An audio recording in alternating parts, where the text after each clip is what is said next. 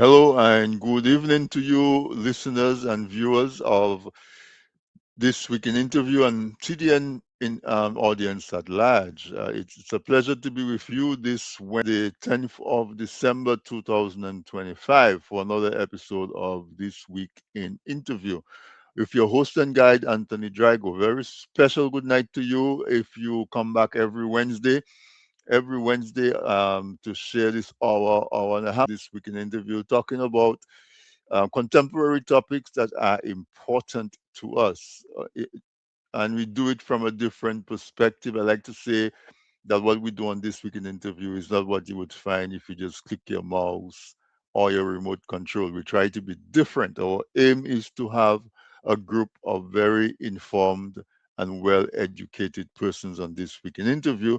And we handle areas of economics, areas of of health, politics, social, all of those things. And so, welcome to you. If tonight is the first time that you listening to us on this weekend interview, I want to tell you come as well.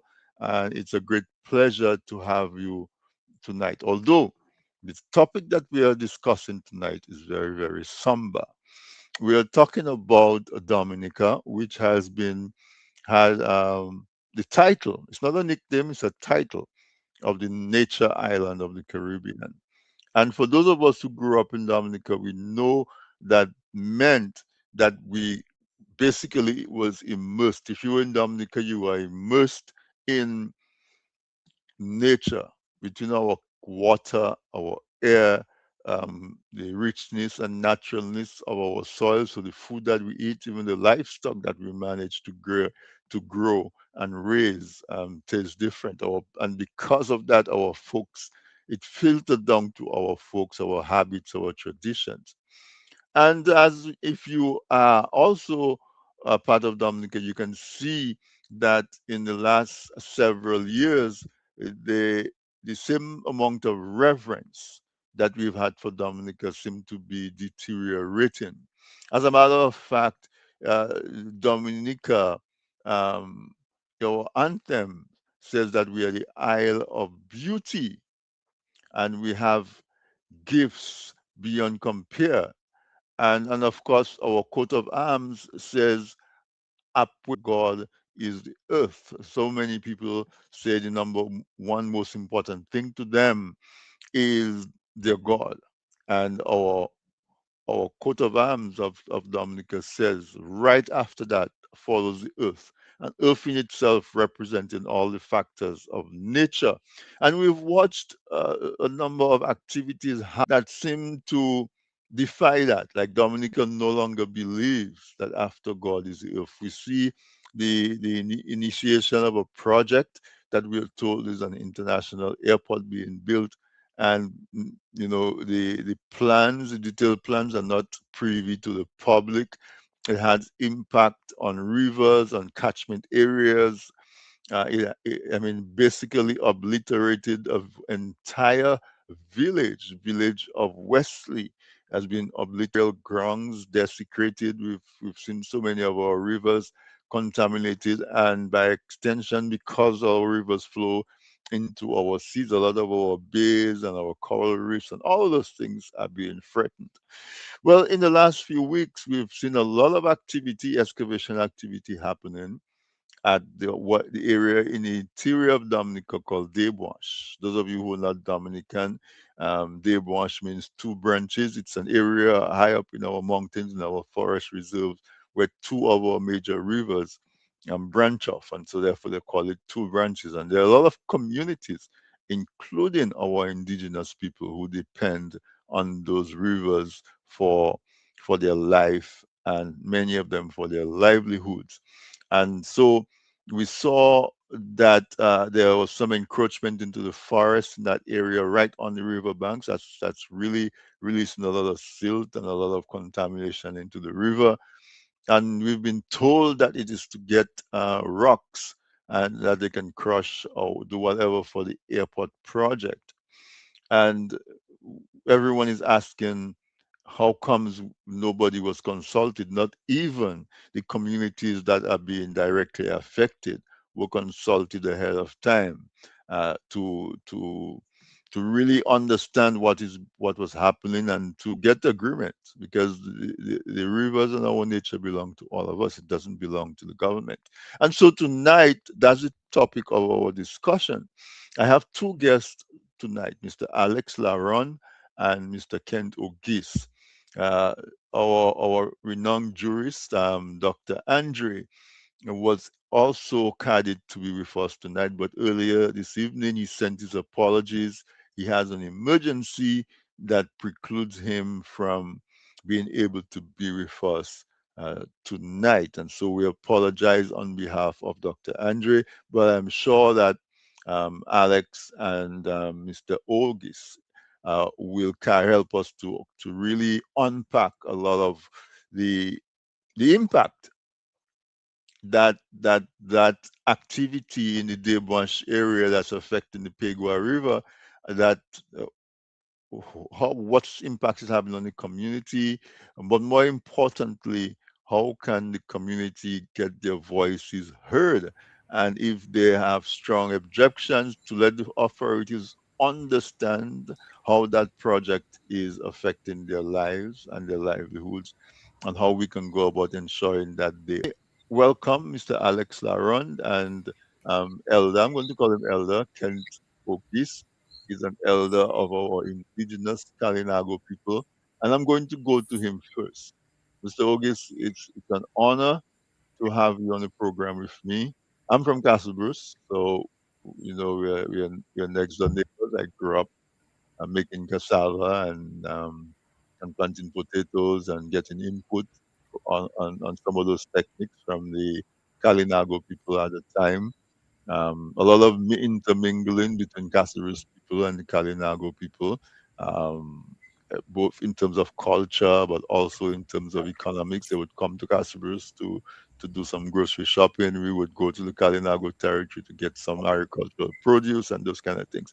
So I grew up right next door to the Kalinago territory, with a lot of great respect for the way they handle themselves and the way they carry on their traditions.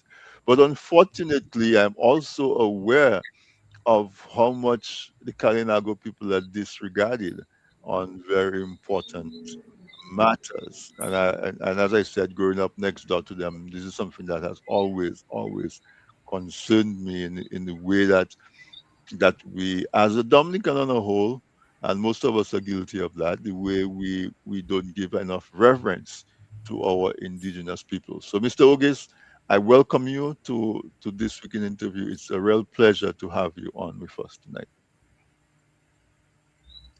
Thank you. You're very welcome. And I introduced you as an elder of the Kalinago people. I hope you don't mind that title. I think it's a title that's well earned.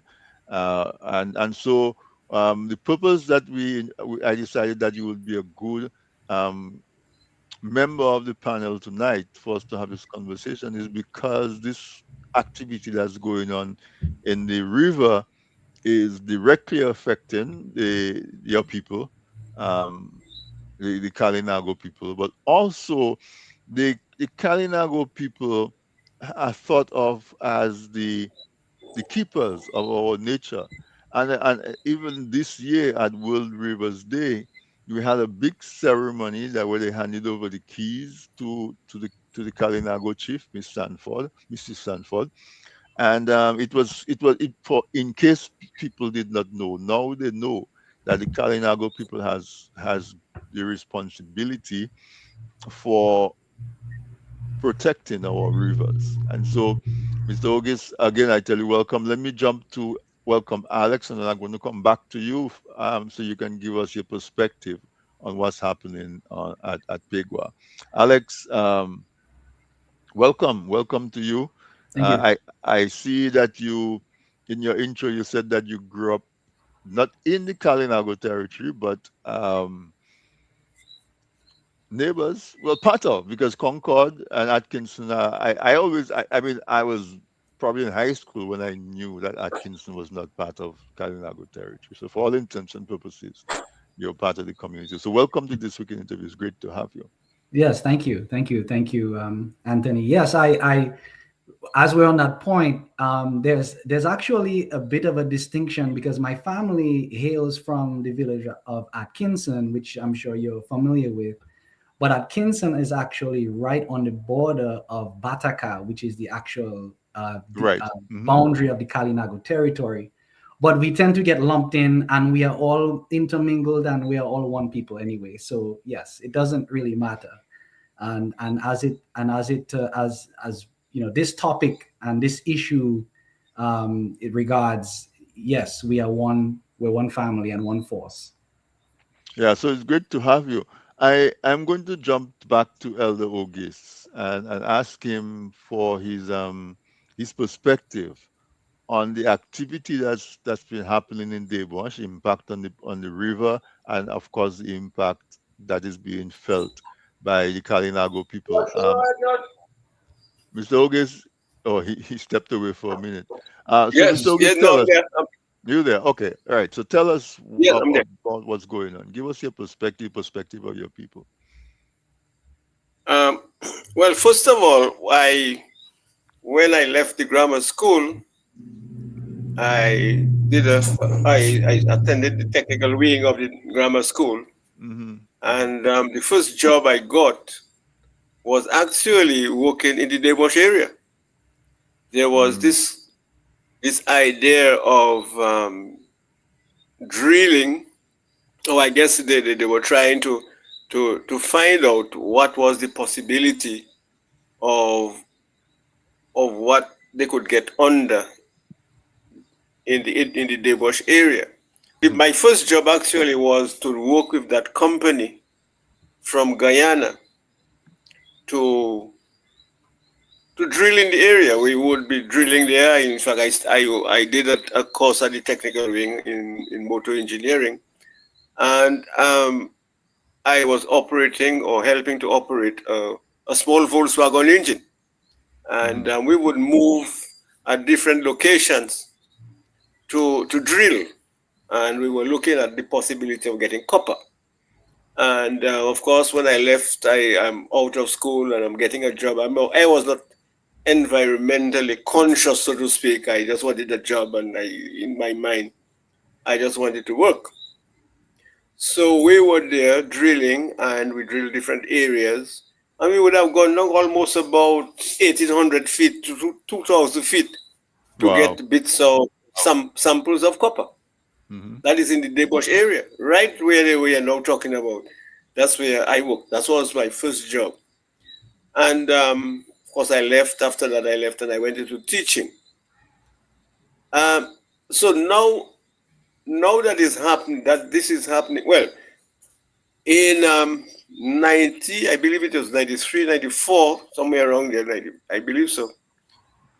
There was this Australian company based on what they did in the in that interim. You had this Australian company coming to Dominica, and they wanted to do mining. They wanted to do copper mining. Let me ask you a question Right? real quick, Mr. August. Sorry for the interruption. When you say that Yes. you were doing the exploration for the guy in his company, what year was that? That was in the 70s. I don't remember what year it was directly, Okay, but that was in the 70s. in the Yeah, in the 70s. 70s. Okay, okay, In the okay. 70s, yeah. Maybe 74, 73, 75, somewhere around there. Somewhere in Yeah? mid 70s, right? And then you're Yeah, in saying the that 70s. fast forward in 96, I think, somewhere around there, 94, 96, Yeah. PHP, an Australian mining company, came to Dominica to explore for copper. Right, Go ahead. right. Go ahead. Uh-huh. So during that time now I at that time I belonged to I used to be part of the Dominica Conservation Association as well. Hmm. And so we stood up against it. We said no, based on the area, based on the what was going to happen. I mean, the territory was right next door, and the location of where they were thinking of exploring. We thought it was going to have an effect on us. So we stood up and based due to the fact that I was member of the conservation, then conservation association stood up as well, Hmm. along with Afimata in those days as president, and we stood up against the whole thing, and just to say something which is not political, because in Dominica today, once you talk, you're against development. And once you talk, you're against government. Mm-hmm. In that year, I think the United Workers' Party was in office. And they were the ones at the time either supporting or encouraging the company to come Right. to Dominica to drill for copper. Okay? So, and at that time, I supported the United Workers' Party. Right. And so, but it wasn't a political thing. It wasn't about my party business.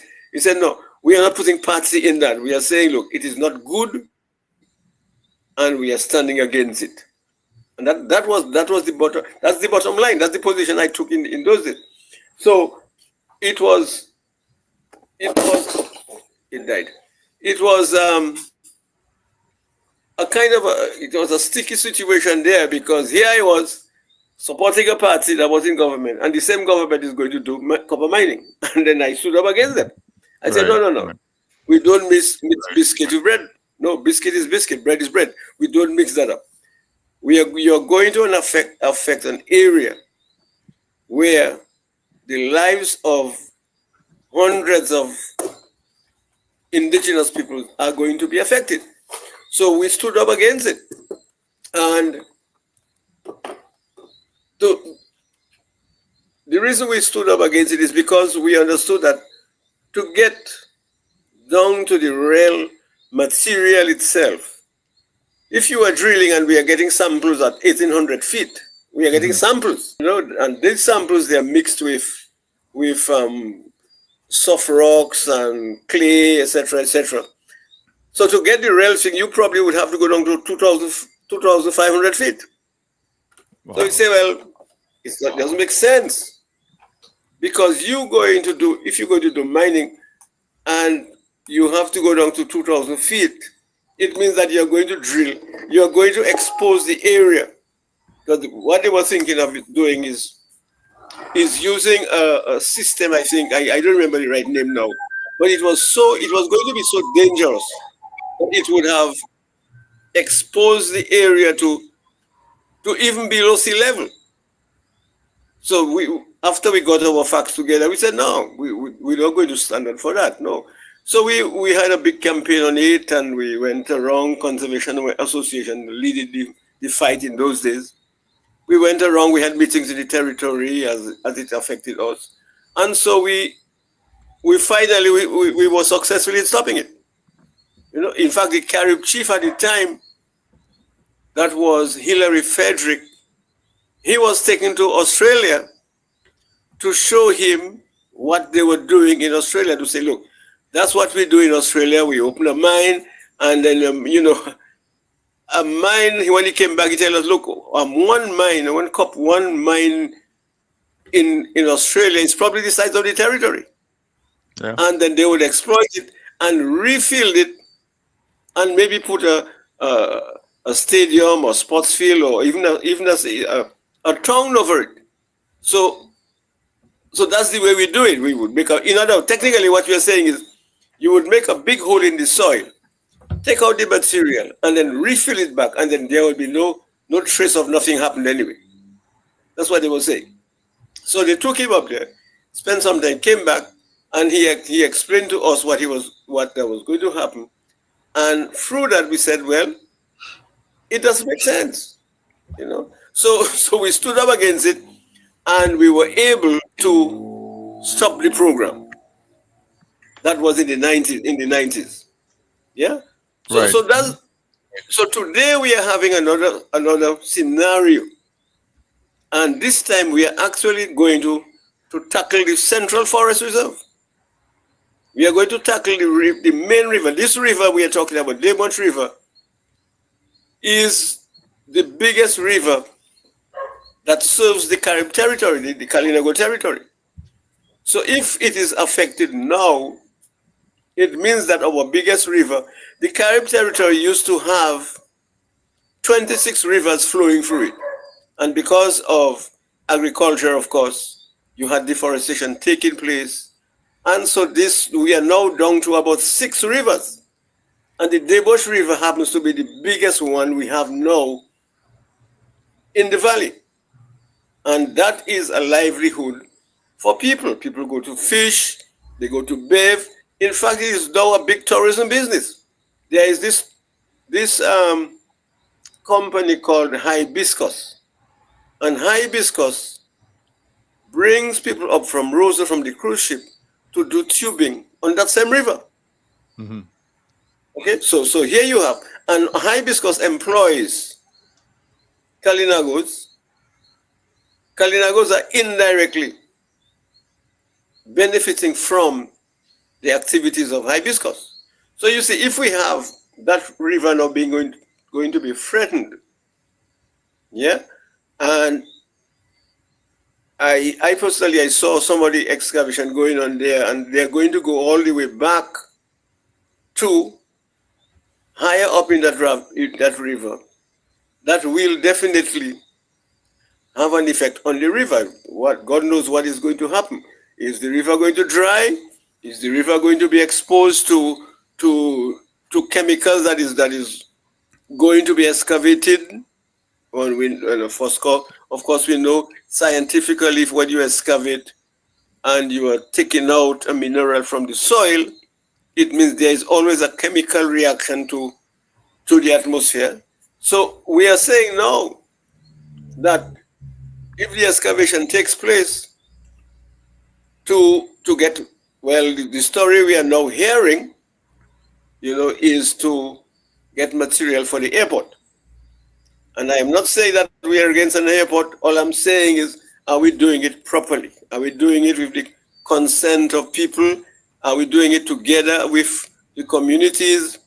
And are we explaining to the communities what we are going to do and how we are going to do it? And can we do it properly?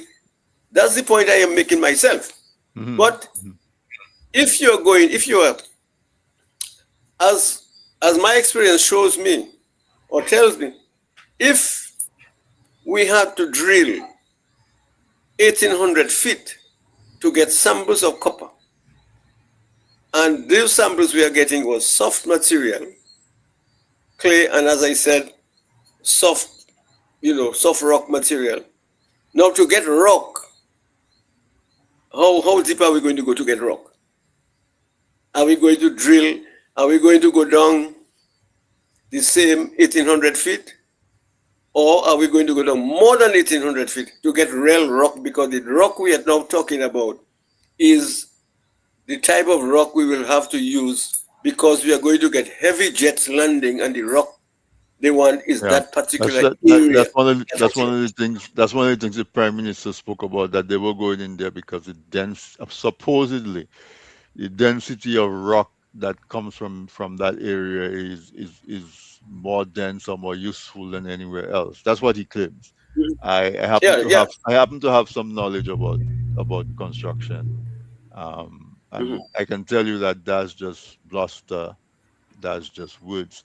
So, Mr. August, I get the perspective that this is taking you guys by surprise. Nobody came to the territory. Nobody, no, at least not that you're aware of. Nobody came and said anything. So, Alex, I mean, are you in touch with people in the area? And are they telling you how much of a devastating impact it has on them? Well, yes. So, I mean, like I said, I am sort of a son of the soil. I Hmm. grew up in that area. I still, frequent that area. I still frequent the Dewash River slash, well, everybody knows it as the Concord River. I have family that lives right alongside that river. Everyone listening now probably is familiar with Basse Majo, which is the very popular spot that a lot of the tours stop off at to sort of hang out and enjoy the river, and the massive stones are there and all of that.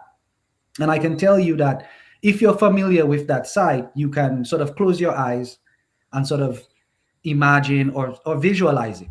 Hmm. And when I'm sure when you do that, you visualize this sort of like crystal clear bluish green pool, and the stones and the nice browny grayish stones and whatnot, and that's what you see. But when I was there in Dominica during the Krill Festival period, I went by there because typically when I go to Dominica, and I'm in Dominica 3 to 4 times a year.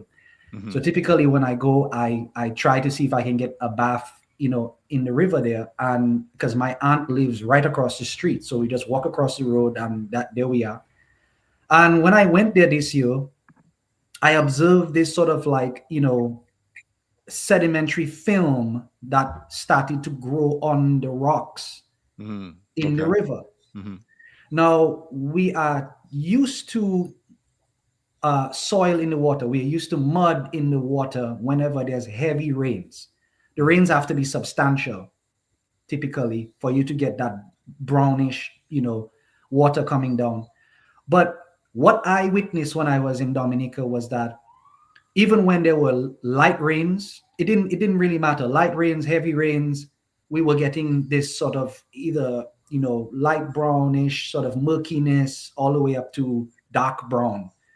And like I said, now all of the stones in the river now have this film, this that's forming. And um, Gary Ogis and Janelle Brisbane, in their conversation that they had on Q95 on Monday, mentioned that there were samples taken and were tested, and that a lot of what they found was that there was bacterial growth, that bacteria that feeds on iron already beginning to start forming in the water.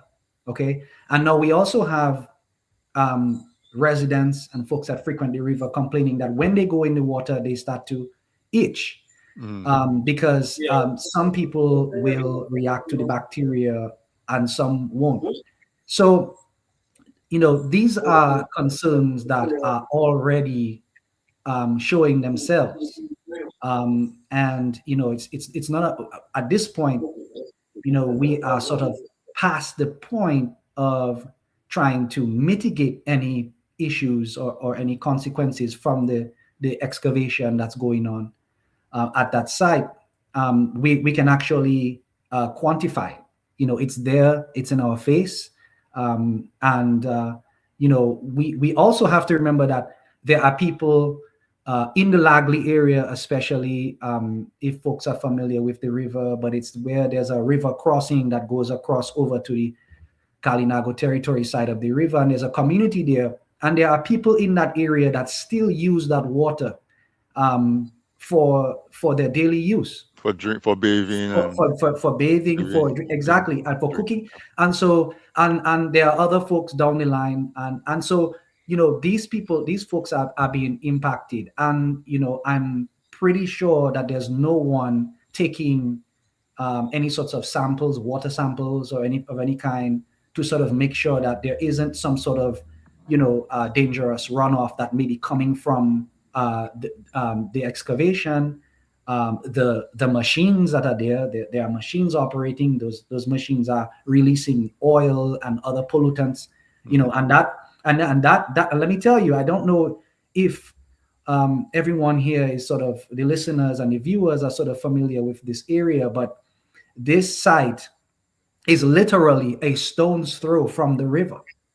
Where this is happening is right on the river. As a matter of fact, there is a ravine that flows down from the work site and and flows directly into the river.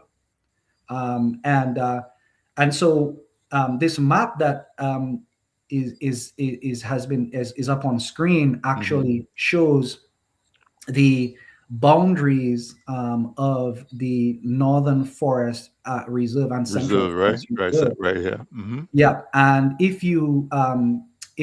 there's another map there. Yep, there it is. So that little red dot that's in the middle of the image there is an approximation of the actual site, mining site in Debwash currently. Right here. And as you And can as you see, can see, this is the Kalinago it territory right it, here. it is right, correct, adjacent to Kalinago lands, and then you have the border of the Northern Forest Reserve right there. And Gary, uh, again in his remarks on Monday, they were speaking about how they had actually went ahead and sort of did a site survey, and in their site survey, their measurements came back in that, and showing that even the current site as it is now, which is nowhere near the size to which it will eventually grow if this is allowed to continue, is already a matter of feet away from the northern reserve, the northern forest reserve boundary. Right. And as we know, the laws of Dominica, and those laws that protect those areas explicitly ban Hmm. all and any construction of any kind It in that area. prohibits that kind of activity in the forest Correct. reserve, and Yes. You can see it. and also the whole point is that this thing has a Drawing to get direct it. impact on people. So You know, Yes. you cannot find it and get it. No. this thing has a direct impact on folks, and sorry, I was just muting, Really. trying to mute. Yeah, okay, there we go. All right, so it has a direct impact on the livelihood of people. It has a direct impact on the environment. It has an impact on tourism. And as far as we know, the government has tried to replace the economic activity that we lost from bananas with tourism. And so it has that impact. And it's obvious from talking to Mr. Ogis, talking to different people in the community, that the required community consultation, the required interaction with the community. So at least they would know that this is happening. They would be able to voice their opinion. They'll be able to put their concerns in front of the relevant authorities. That did not happen. And so what we've seen a wide area that has been, you know, just wantonly. Um, Trees have been felled, the soil has been excavated. So, what we want, in addition to identifying the problem, we have to see how are we going to approach a situation where it looks like we have a government that somehow breaks the own laws that they are supposed to enforce, and they break the law against the people of Dominica. They break the law against the environment. I mean, the visual of seeing the water running brown even when there's no rain is bad enough. But then you're saying that some of our professionals have found bacteria in the water that wasn't there before. The, how are we going to continue to do the tourist activity? How are the local people who they depend on the water for bathing, for cooking, and for all of that? How are we going to approach that? How are we going to approach government? And that's what we had to do tonight to talk about. I think this is a good time where we can take a break because I think we've presented the problem.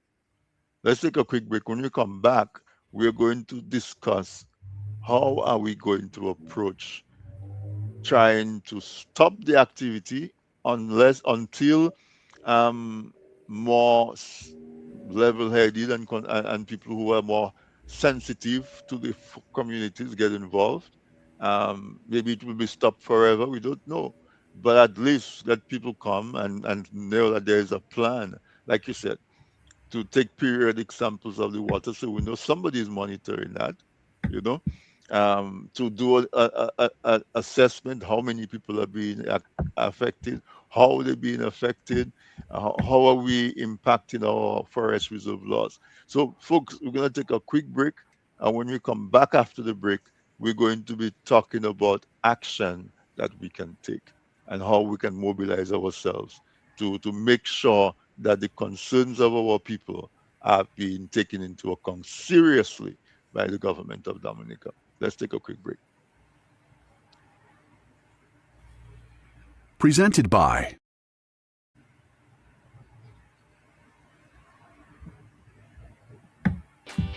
People say I've got a great smile. Well, I have to say, this is all thanks to the professional team at Beacon Dental Group right here in Dorchester, Massachusetts. I've got world-class dental care. Beacon Dental Group has expert and caring staff dedicated to providing the most advanced and satisfactory treatment in all aspects of oral health. Their services are designed to meet your needs and give you a perfect smile, too. General checkups, cosmetic surgery, Gemini laser service, and advanced procedures, all in a state-of-the-art facility. Call or visit Beacon Dental Group today, 1026 Blue Hill Avenue, Dorchester, Massachusetts, or call 617-282-2146 for a smile that lights the world. Looking to promote your business, engage current customers, and reach new people?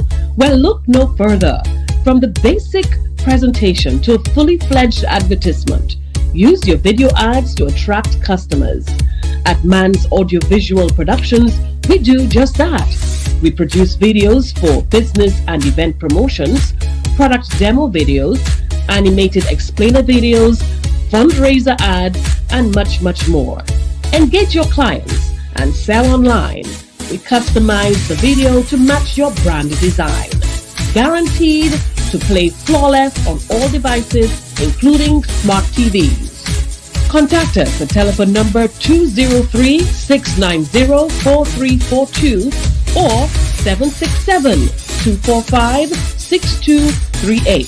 Visit our website, mansaudiovisual.com, or email us at derekvideo@gmail.com.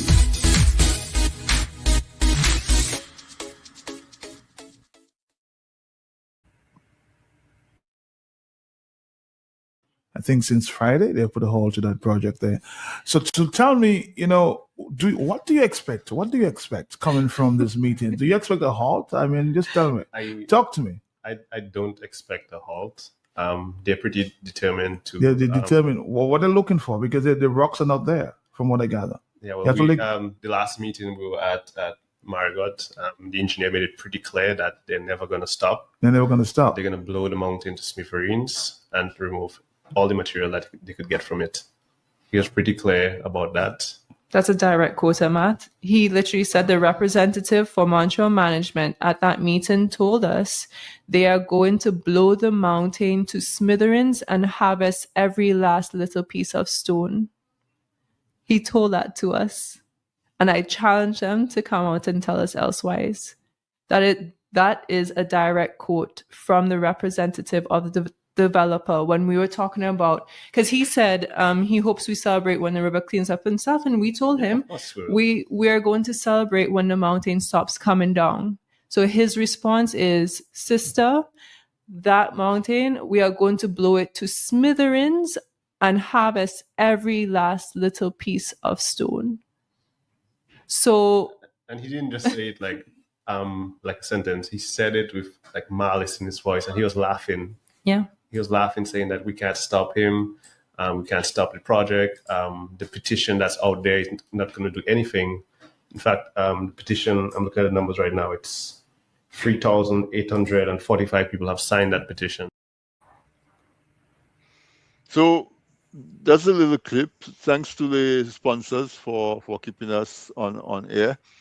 But just that little clip, for those of you who may not be familiar, those are two young professionals in Dominica who were discussing the issue that's going on, where there is some excavation going on in the forest reserve or right next to the forest reserve, which is having an impact on the water supply for various communities, including the Kalinago people. And so a lot of concerned folks have been talking about it and wanting to meet with officials of the company who's carrying out the work, as well as the government. And what you saw there happened on an interview with two of those young professionals talking about it, and they were saying that there was someone at the meeting who was, I guess, responsible for what's going on, or at least given the role to talk to the public. And he was telling them that there is no stopping. As a matter of fact, the plan is to get rid of that mountain. The plan is to get rid of that mountain. Now, when you getting rid of that mountain now, is not only going to affect that. How would you call it? Is that the western side of that mountain? It will affect the eastern side as Eastern. well. Yeah. The eastern side, right? Um, and that, I mean, then you will have Mont Trapitan, which is a World Heritage Site, will be directly impacted because if you getting rid of that mountain, is not Dominica is not a place that's wide enough where you have that mountain sitting there by itself, unattached to anything else. It's right in the central northern part of the island, and so when someone is bold enough to be in Dominica, and this is a threat, as far as I'm concerned. This is a threat to Dominica and the people of Dominica. Somebody tells you that they're going to blow up a mountain in your country to smithereens. To me, that's a direct threat. Yes, Well, Alex, go ahead. yes, I just wanted to go. I mean, thank you for playing that clip because I watched and listened to that the program, and let me tell you, as a Dominican and as a Dominican who loves Dominica to the core, um, I consider that to be a threat. As a matter of fact, I considered it to be, and I don't want to use any sort of inflammatory language, but in the true sense of the word, a declaration of war, and not just a declaration of war against the people of Dominica, but against Dominica, the land itself. Hmm. And that is so significant, and I'm glad that I want that clip to go viral. I wish it would, because it really sort of garners the essence of the audacity of an individual to come into our country, all of us, whether we be red or blue or yellow, doesn't matter. All politics aside, for an individual, if you as a Dominican, you hear this and you hear an individual speak of blowing up a mountain to smithereens, and they quoted him. They quoted him, and this is what he said. And we should believe that that they intend to do this. Because, and you know why we have to believe they can do it? Because they've done it at a different quarry site. Correct. They went into Carpo Hill and used dynamites and blew up a lot of that mountain to get rocks from it. Let And me so they do have the capability to blow up the mountain. yes, and as you're bringing up Crapo Hall, Carpo Hall, I I mean, yeah. just before we came on here, I spoke to one of the residents of Crapo Hall, a gentleman that lives in that area, who actually is, who has been pushing back against ever from the very beginning. As a matter of fact, they've been in Crapo Hall now for several years, and um, I I implore everyone who can to go up there and see what's going on. And essentially, this gentleman has now taken it upon himself to mount a challenge against these stakeholders to stop the operations. And so I know we heard the prime minister say at his last press conference on the site at Debouche they were they were moving to Debouche because there were legal frustrations at the site in Cropper Hall. But this gentleman just confirmed for me tonight that there were trucks heading up to Cropper Hall and they were still operating in that area, even though they are in fact facing some legal challenges to come. And so, I'm here to sort of sound the alarm to Dominicans that we are at a point, this is an inflection point in our history. We need to, as Dominicans, put all politics aside, and we have to face our obligation as Dominicans to protect our country, our island, because it is the only piece of rock on this planet that we can call home. Right? And we are obligated to speak on the behalf of Mother Nature, the soil, the insects, the ecosystems, the birds, the everything, the water cannot speak. They can't speak. We have to thank Mr. Ogis' generation Mr. Mate's generation.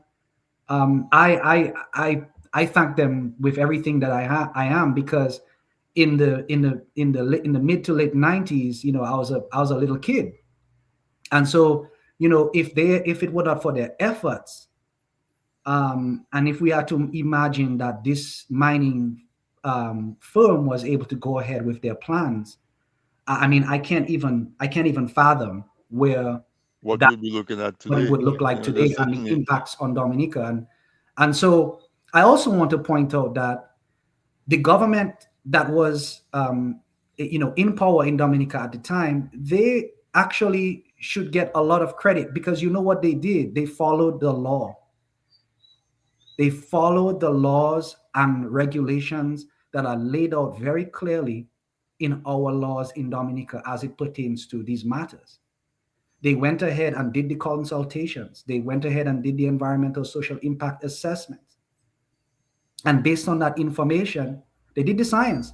And based on that information, we were able to determine that this is going to have a significantly negative impact on the environment and the people that rely upon the environment.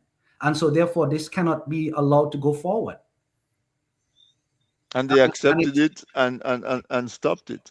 And But they stopped, and they did the responsible and right thing, and they stopped it. And and they this is stopped. about, this matter really comes down to one thing. It's about right or wrong, Mm-hmm.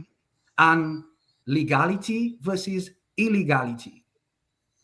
Because I can tell you that the legal case that can be and will be made, speaking about going into sort of like what's the recourse, what do we do, Mm-hmm. the challenges that are going to come and are going to be made on behalf of the people of Dominica to stop this operation, this illegal operation. And I can call it that. And the reason I can call it that is because I know for sure, and I am certain, that the necessary and requisite requirements have not been fulfilled per the laws of Dominica. So if an attorney had to go in there and make that case, it really isn't that difficult, because we know for sure that the necessary work and Steps the were not necessary taken. So exactly. there's definitely a case to me. Let me go to Mr. Ogis. Mr. Ogis, um, the Yes. Kalinago people are seen as the guardians of our environment, particularly our rivers.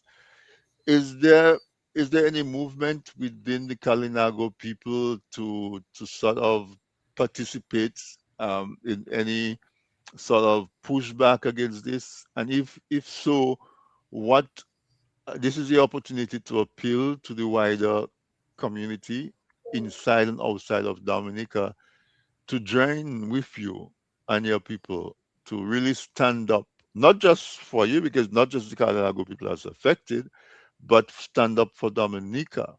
But I think it would just be brilliant if the Kalinago community can play a really central role and in there. Is there any kind of mobilization or any sort of discussion that's taking place in that regard?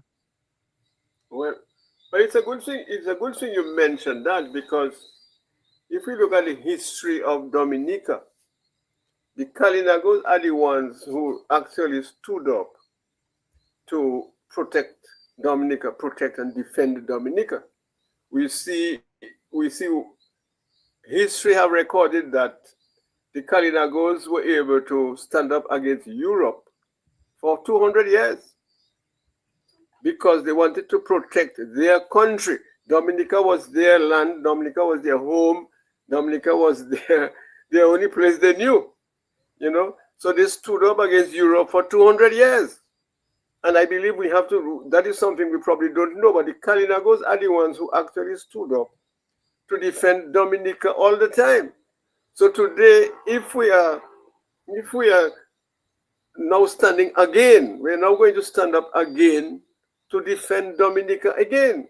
Because the idea is, if you are going to get rocks in that place, as I said before, you have to go down at least at least 1,000 feet for you to get good rocks to do what you want to do as it relates to the airport. Now, this little mountain I see when you're passing on the road, you see that little mountain. That's about just the tip of the iceberg. That's about what? Maybe 200 feet. Now, if you're talking about 200 feet, that is already being excavated now, and then you have to go down, let us say, another 500 feet to get real material for that you require to do the project, then it means that we are going to destroy the island very honestly. Now, we had a meeting some times ago, and the same August young man, the young August and the other and his other comrade, they had a meeting up in the consul's office. The chief was there as well, and we brought that up very strongly. We spoke about it, and in fact, I am sure that now the chief is now, or the consul is now organizing and mobilizing. They will be mobilizing people to go to the area, and they were asking, they're now planning a strategy as to how do we approach, because the chief was there herself earlier on. She went in there herself and made a statement. Now, whether she got a response or not, but now we are thinking now, we have to mobilize. She is now thinking of mobilizing the Kalinagos and to discuss it with the authorities, with the people that are now responsible of doing it, and maybe with government, etc. We have to discuss it, and I believe we will see some action taking place soon again, because, as I said, she went there herself. Now she is now thinking that we have to mobilize our forces to discuss the idea, because it is going to affect us. As I told them, I was at a meeting myself, and I told them, look, I fought in 1970. I am now an old man, so to speak. Mm-hmm. And the fight is your own now. Young people, you are the fight. You have to fight now. So I'm hoping that once they want to fight, we will be there. I mean, I am not going to be as strong as I used to be, but I'll be there, and I'll be able to pass my experience, my knowledge, my little bit of history of the area, as far as preserving that particular area. We have to stand up, and I believe the council is now in the process of mobilizing people to go there, as I said, to maybe meet the authorities, whoever is in charge, whoever is doing whatever they're doing, so we can talk about it and see whether we can get a right solution to manage that problem. It is a serious problem. And we are looking at, I mean, look, the hibiscus stores is already going down because people are not coming to do tubing as they used to do before. You know, people are And going to bathe. even the folks that would come to bathe in Basema, Joe, you said it was on all that's gone. But what I Exactly, would, exactly. yeah. So the thing about it is that what we want to place in front of people right now, and a big part of my audience is in the diaspora, and we know in the last few elections, a lot of folks come from the diaspora and fly to Dominica for a day or two and vote. We don't know who they vote for, but we assume that they vote for the incumbent. I want to put this in front of you and tell you that if you are supporting this government and you're voting for the government, this is what you're voting for. This is what you're voting for. You're voting for those activities that are happening that are destroying the country. You're voting for having people arrogantly talk to our citizens and basically tell them you can say and do what you want. We're going to explode this mountain until there's nothing left. Uh, on the flimsy excuse that they're looking for material for the airport.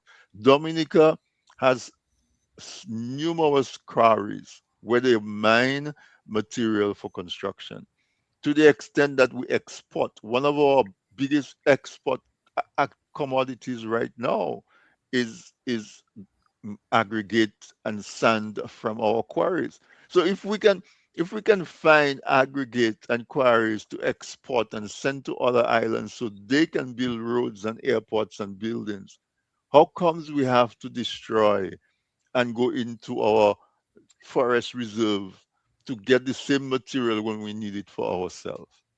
Does that make Exactly, sense? exactly. Yeah, It don't make no sense. That makes no sense. And so, folks, if you are supporting the current government in Dominica, understand that this is what you're supporting. You're supporting a government that took on this colossal project that they call an international airport that has resulted in the elimination of a whole village, the village of Wesley, that has impacted all of the waterways in the Woodfordale, Wesley area. It's affecting all of the bays and the coral, some of the best corals that we have in Dominica is in that area. All of that has been impacted. They've gone into Blenheim to get material.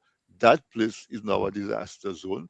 They've gone to Crapo Hall to get material. That place is a disaster zone.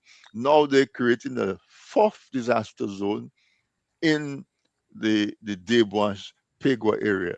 When you support the government that's in, and this people will say you're making it political. It's an environmental issue, but it is an environmental issue because you have a government in power that has no regard for the environment, and that allows foreigners to come in our country and tell us we don't care whether you support it or not. We're going to blow up this mountain to smithereens. That is what you support, and so you either can support this government or you can support Dominica. And so, for those of us who support Dominica, we're going to fight, we're going to push back, and we're going to fight. And we will take the route that is there to us because we are convinced that the activities that's happening right now are illegal.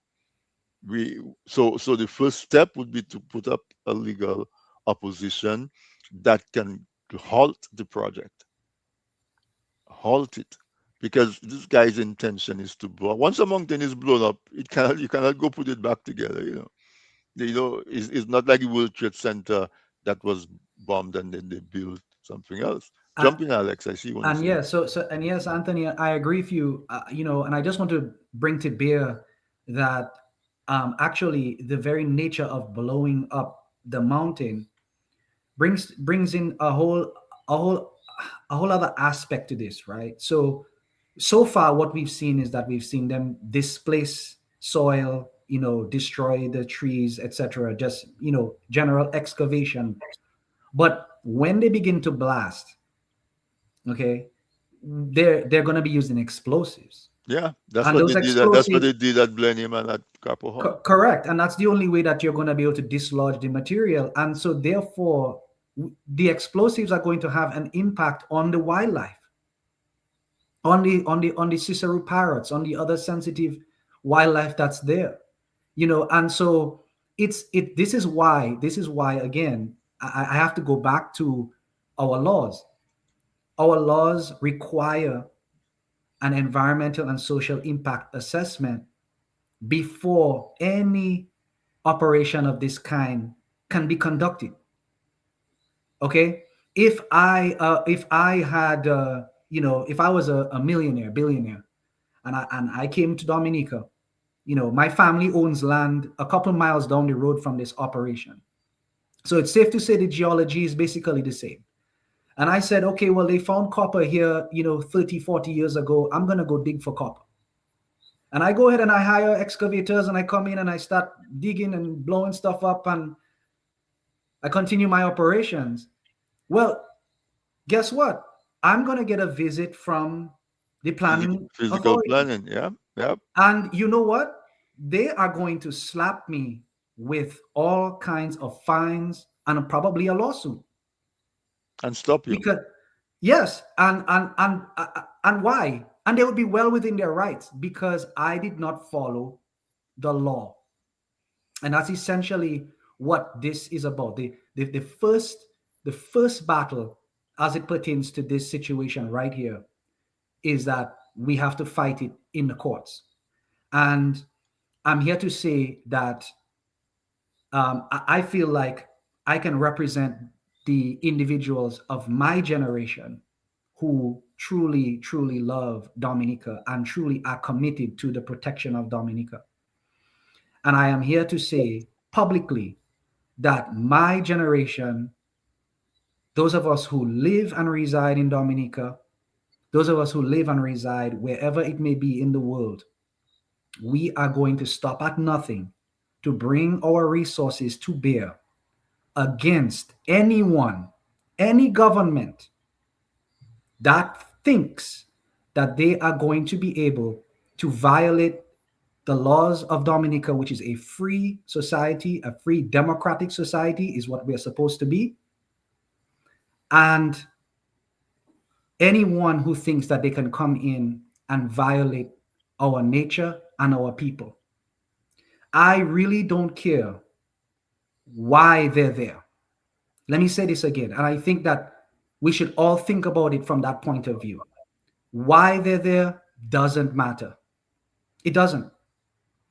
Okay, people are getting distracted by the why. But I am more focused on the how. How are they there? And the implications of that.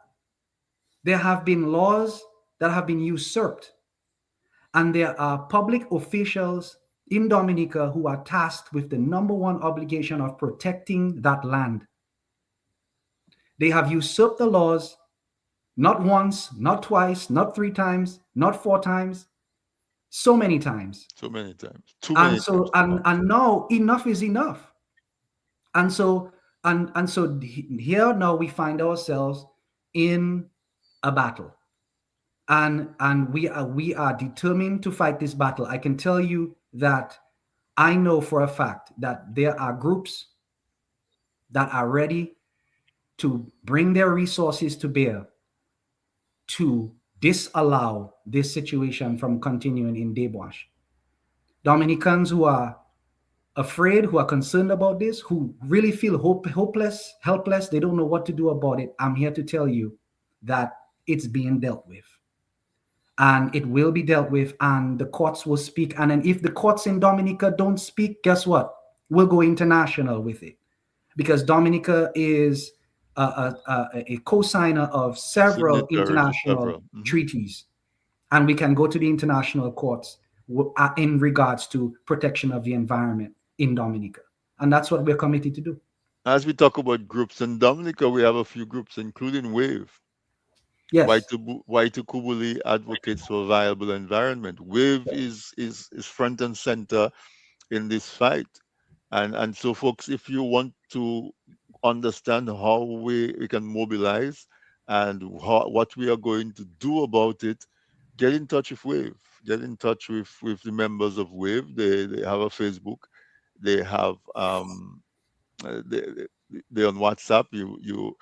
WAVE has been holding down this fort for Dominicans for years now. They go on weekly safaris and they record, video record all of these construction and atrocities that's happening in our rivers all over Dominica. I mean, this one is just the one that's on the table and it's especially egregious. Yes. But this is happening all over Dominica. We see the government just excavate a whole portion of our mangroves at the Cabridge National Park. Yes. They went to Parliament and shuffled some kind of amendment, and they took most of the national park away. Even the airport itself, it obviously was not planned, because if it was planned properly, they would not be knocking themselves, creating catastrophes all over Dominica, trying to figure out where they're going to get material for this. And if you talk to folks who are Okuwan with the geology of Dominica, they will tell you that the location of the airport is the worst location, for the very reason that they're looking for rocks. I mean, I happen to work in construction, and I know that when you're going to get material, before you do that level of excavation, you always have to get samples of the material. Bring the samples to the lab, and the lab performs the test, the abrasion test, the strength test, and the various tests to tell you, yes, that material is suitable or it's not suitable. And obviously, that hasn't been done. Because if that was done, we would understand that there are quarries. Because when you submit material for testing, you have to give the source, somebody has to go to visit the site. You have to bring your samples, and the technicians. So there's a lab. When I worked in Dominica, there was a lab right adjacent to Public Works. The Public Works was in Pottersville, right opposite the Deepwater Harbor. There was a lab there, a soils lab they called it, but they would do all of the testing that you needed for the various rocks and whatnot you needed for backfill, and they would give you all of your graphs that you need for the levels of compaction that you have to achieve based on what you're trying to build. All of that is or used to exist in Dominica. All of those institutions were in place. And so when you had a project, not only you would do an environmental impact assessment, you would have all of those submissions so that the correct engineers can review them. And right now that we are pushing back against this project, somebody will have a piece of paper that says, hey, we submitted this to the soils lab and they did the test, and this is the result of the test. And we compared it to what we can get at Hillsborough, and you see this one at Hillsborough doesn't meet what we need, but this one needs. Nobody is showing us any of that, and they're just telling us, oh, we're in there because that's the only place we can get material for the airport. And I say that if that is the only place in Dominica you can get material for the airport, then you should look to import the material from somebody else instead of trying to get rid of a mountain to do it. Mr. August, I know we've exceeded the hour, but I wanted to come back to you because you revealed something to us that I did not know before. That in the 1970s, there was exploration there to see if um, it was a viable project to mine copper in 1970s. I mean, I was old enough to remember the one in the mid 90s, but we go back as far as 1970 before we were independent. And I guess they didn't do it at that time because they determined that the cost was too much for the potential revenue. So so how do you feel? I mean, that's a weird question about how do you feel, but I guess all of us are angry. What kind of guidance can you give us based on your experience as to how we Well, can go about pushing back on this? I believe based on the experience in the 70s, what we what I see, I didn't stay with them because I said I left and I went to teach. But what I see happening is if you are drilling, if you are drilling and down to 1800 feet to 2000 feet to get the material, and what we are getting is samples. We are not getting a mass amount of copper. We were getting samples, mixed material with clay and other stuff within the soil. So it's not a matter of you drill 1800 feet or 1500 feet and then you get a chunk of copper or you get a chunk of whatever other Rock. material. Yeah. You are getting a sample of it in mixture. Now, if you have to get the rails in, you may have to drill about 2,500 feet or maybe 3,000 feet. That is what my experience would show me. So if right now we are going to mine the area, to excavate the area to get the right material, as I said, the right material might be about 1,000 feet below the ground. And if we are now going to destroy a mountain with the tip of the iceberg, which is just about 200 to 300 feet, it means that we are going to go another 500 feet to get the real material. Now, Alex mentioned something about the birds and so on, and that is true, because right now the birds have left the area and they are now attacking the farmers' crops in the area because we have destroyed their house. The habitat, We take away their home from them. And so they are now looking for a new home. And obviously they are destroying the farmer's crop. Already they were doing it, but then they are doing it worse now. You see? So I am saying maybe the way forward now is the government have to stop and let us do a proper feasibility study. Is it viable? Is it the right thing we are doing? And we must stop the carelessness. If we are just doing it because We want the airport to go. That's another story. We have to stop and let us be honest with ourselves. I mean, we are a developing country, a small country in the Caribbean. We are developing and we are still learning our way forward still. We are just 40 years of independence and we need to know better what we are doing. If we are just doing things crazy, crazy, crazy, how are we going to survive? You know? So I believe we have to stop now. Let us do a proper feasibility study. Let us, as you were saying, we had those labs before. Can we, don't we have those labs again? And if we don't have the labs again in Dominica, can we get the region to give us some assistance with their labs? Can we get some samples over in the other countries to test the area, to test the soil? Can we get the material in another place? And I know the West Coast is better because the West Coast have good 100 material. quarries. They have 100 quarries existing in Dominica. Yeah. So yes, so can we expand on those quarries? Can we get the material from the other quarries instead of destroying the forest and putting the Central Forest Reserve in jeopardy? Or we are just going to do something crazy and at the end of the day we cannot replace it. I mean, it's not that No, according to you, we are not going to rebuild another skyscraper. It's destroyed, it's destroyed. And we cannot replace it. It's I mean, soil takes 100 years to make 1 inch of soil. And if we are destroying it within 1 hour, we are destroying an inch of soil. It doesn't matter. It doesn't make sense to me. I think, as I said, I'm not against an airport. I'm not against we are looking for material, but are we doing it properly? Can we do it properly now? Can we stop and listen to the people and let us do it properly so that we, we can all be happy? Those of us who are against, we will be happy with the government. The government will be happy with us because we have decided to listen to the people and let us do this thing properly and to make the project, the airport project, a good one. Not that we are, as I said, not that we are against it. We are saying let us do it properly. As you rightly said, we should have done a feasibility study long before and know where the best place we can get the material so that we can continue and we can go through for airport project. But no, in no. all honesty, I'm saying yes. Mhm. No, go ahead, go ahead. No, I'm saying we need, as I said, finally, I believe that is what we have to do. Let us listen to the people. And I'm calling and appealing to the government, to the people in charge.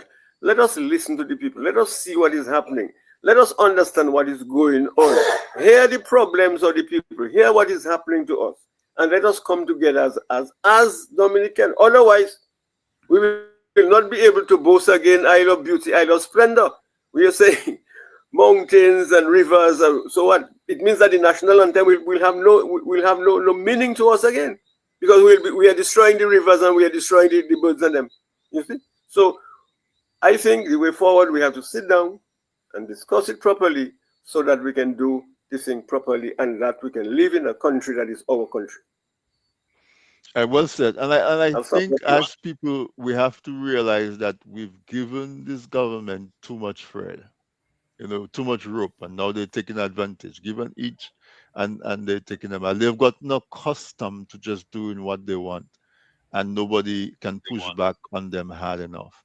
And Yeah. so that is what we have to sort of yank the chain right now, and to let this government understand that they are there to protect us. Let us not carry that red herring. I mean, anybody who has been in Dominica anytime during the last, I don't know, 60, 70 years knows that Dominica have an attachment to an international airport. It has been this thing we've had carrying with us, giving us an inferiority complex and whatnot. And these people know that. And so they know that if they attach the idea of an international airport to any activity, they're going to get sympathy for it. And they're bright enough to understand that that's what they're doing. They're taking us for fools because it's obvious that that area in Dominica does not have sufficient rock to supply the rocks that they need at the airport. So in our mind, we have to not make that association between the airport and what is going on at Daybush. Because if you look at, I mean, I was in Dominica in February, and when you're driving on the roads in Dominica between Roseau and Melvin Hall, every 2 minutes you're dodging a huge truck full of cement. They transport tons and tons of cement from the Deepwater Harbor in Roseau to the airport site. It's not much different going to Colio or any one of the other quarries on the west coast, right? Taking material there and transporting it to the airport. The suggestion that it's a logistics problem cannot fly because they have the experience of transporting tons and tons of cement from Fokole to the airport. So we have to disengage the airport project. And I see Didi Iste saying that what is going on there is not an airport. But that's a different story. We have to disengage that discussion from what's going on. What's going on in Daybush is the destruction of an area in Dominica that has been established to be too sensitive for excavation and for mining. They've made 2 attempts and it's been stopped. Why are we going in now and doing it a third time? And in the first 2 times, well, I can imagine the first time the company on its own accord. Imagine how what in the 70s we had the common sense to do exploration before we deployed a whole bunch of machinery. We did boreholes, we did Exactly. drilling in the Exactly. 70s. We had the good sense to do that. In the 90s, we jumped the gun a little bit, but when people pushed back, we listened to them. Now, in 2025, the first thing that we're doing is bring heavy equipment and throw along the trees and start to excavate. So, are we going backwards? So, folks, No, I know. what the takeaway I want you to have from this program is one of them is that if you're supporting this government, this is what you're supporting. If you're supporting the people that are in power right now, you are supporting the fact that there's a group of people in power that's allowing foreigners to come into Dominica and just cut down our mountains, dig up our along our trees, dig up our mountains, contaminate our rivers, and when we express concern, they tell us, "Go away. Who are you?" If we feel like we can blow this mountain to smithereens, that is what you're supporting when you say that you're supporting this government. All right. And so, Alex, I'm going to come back to you. I know we talk about pushing back in terms of legal, wanting a legal challenge. And I think you correct me about Mr. August, you want to say something? Yeah, I was going to say, if you don't hear me, my phone is going to go down. So if you don't hear me, Okay. my phone will be discharged. Well, if I don't hear you, I It's, want it's, to it's, take the opportunity before you go to tell you I really appreciate you taking the time to come on with us tonight. All right. And your yes, yes, perspective was yes. No, invaluable because I did not know about this thing that happened in the 70s. And so it puts it okay. right in front of us to tell us that we know better.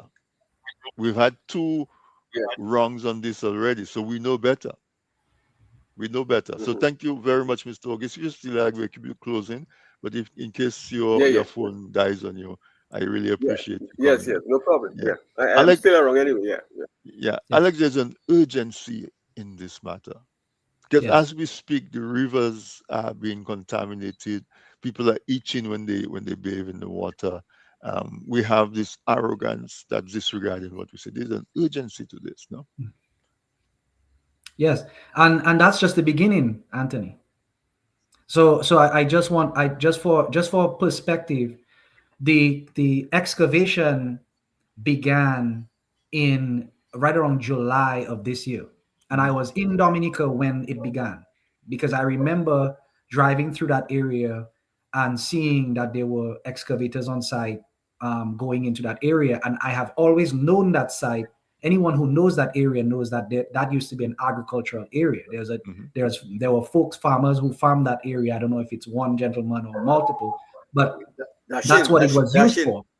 Dash in, yes, lots of. And so when I saw the excavators there, And then I saw the signs that were posted, and signs were posted in Mandarin. They're in CR5, and they're the same signs that are located at the airport. I put two and two together, and there you go, that there was some sort of operation going on. And I knew at that point that this was going to actually be a flashpoint in Dominica. This right here was going to be, it could very well be a very, very, very significant inflection point. As someone just said, in Dominica, and because this has to do with the airport, it automatically is always going to sort of set off, the political bells in people's minds, right?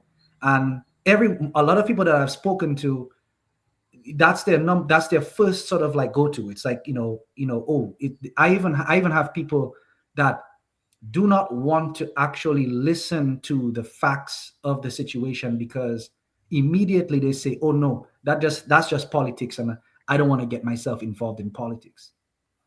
And that's the point that we're at in Dominica right now, where issues come about, very serious matters that affect the country, affect the people, and we can't have a discussion about it, because immediately it gets cast as a political issue, and individuals just close their ears, and they close their eyes, and they turn their back, and they go. But this issue right here, and issues like it, we cannot ignore it. We cannot afford to not discuss it. It is a very urgent matter. Okay, so what do we know? But 6 months in, like you said, there's bacterial growth in the rivers. There's sediment buildup there in the river. We already see reduced economic activity as a result of this, like you said, because hibiscus. There are actually other river tubing businesses. I know I have a very good friend who runs another river tubing business, just like hibiscus, who they are also affected by it. This is why you must follow the requisite regulations and requirements when you do something like this, when you impact an environment in such a significant way. I mean, this isn't somebody making a garden, guys. This isn't somebody clearing some land somewhere and build a house or making something. a buka, and whatnot. And what this is the destruction of an entire mountain side. And according to this gentleman from MMCE, they're going to blow the mountain to smithereens. So that should right there, that should tell you exactly where this is going. I just want to cite something really quickly, and if anyone can go online and they can do this search, and they can get this information. But basically, these here, one of the requirements for certifying an international airport, and I want folks that are all about the airport being built to hear this. Okay, one of the requirements for certifying an international airport within the international bodies that regulate such infrastructure is that you must comply. Hear me now. You must comply with environmental regulations. Okay, this is significant, because what that means is that when it comes time for this airport to be certified, and it must be certified in order for it to operate. Right. I will read, and I quote, certifying an international airport requires adherence to the comprehensive national and international environmental regulations, focusing heavily, and I stress that word, heavily, on environmental impact assessment. Okay? Pollution prevention and ongoing management systems. So this right here, this issue right here, could be the factor and one of the issues, one of the key factors that could prevent the international airport from gaining recognition from the International Civil Aviation Organization. Right. So we need to think about these matters comprehensively. We can't just come into an island, 300 square miles, tiny. Okay, and develop a piece of infrastructure like an international airport, knock down several mountain tops, fill in several water flow areas, and not take into consideration the environmental impact. And as far as I understand, there's no environmental, or approved, I should say, environmental impact and social impact assessment for the international airport. I tell you what, all my Dominicans out there, you should be concerned about that, because it could be that we could build an international airport in Dominica and then not be able to get it certified. And And then what? I mean, and talking about getting certified, you have to submit your documents, Yes, you do. and it looks as though the airport is being built without a plan.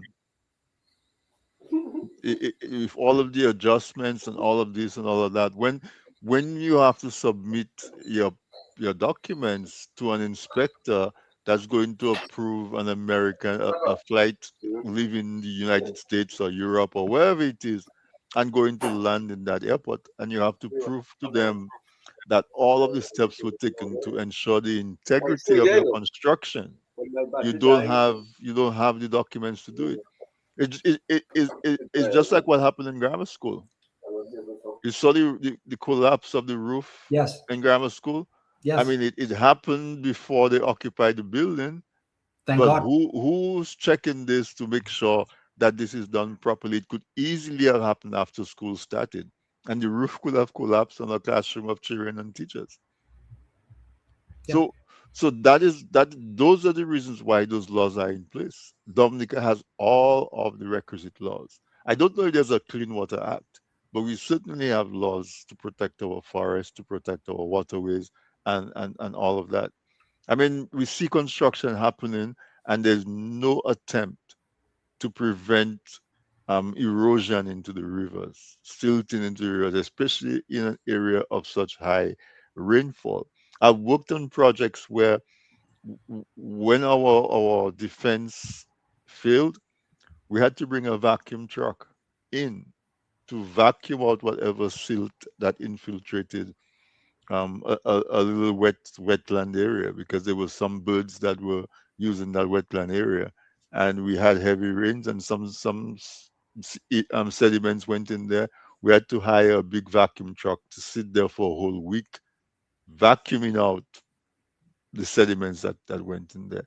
And we look at Dominica, like you said, it's a fragile place, 300 square miles, and we just allow a bulldozer to just come and just dig up, and rainfall, and what end up in the river, they're happy to end up in the river because it's less they have to cut away on a truck. um, and it's just so happening as though it's happening in the 1700s or 1800s, where we didn't have communication means, and we didn't understand what was happening. Dominica is being run, um, I don't know, like you on a plane, and the pilot, I mean, they just pick up anybody on the ground and tell them go fly the plane. That's how they run in the country. And folks, that is what you're supporting. You're supporting the destruction of Dominica. You're supporting the disrespect of the environment. You're supporting the disrespect of our people.